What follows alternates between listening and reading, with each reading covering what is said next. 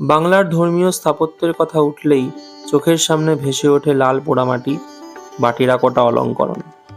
এই শিল্প শুধু মাটির কারুকার্য নয়, বরং আমাদের ইতিহাস ও বিশ্বাসের এক নীরব দলিল। নদিয়া জেলার রানাঘাট শহরের উত্থান ও উন্নয়নে সবচেয়ে গুরুত্বপূর্ণ ভূমিকা ছিল পাল চৌধুরী জমিদার বংশের। এই বংশের আঙিনাতেই সময়ের প্রলেপে ঢাকা পড়ে আছে সুপ্রাচীন জোড়া শিব মন্দির। এই পরিবারের অন্যতম পূর্বপুরুষ ছিলেন শ্রীকৃষ্ণচন্দ্র পান্তি মহাশয়।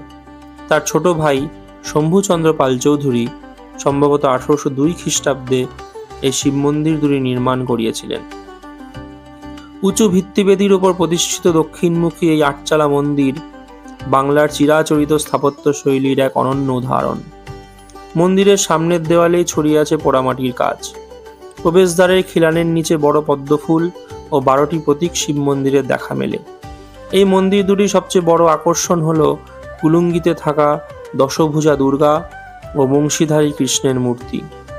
এছাড়াও মকর, হংসসারি, পাখি, বানর ও লোকজীবনের নারী মূর্তিও জীবন্ত হয়ে উঠেছে।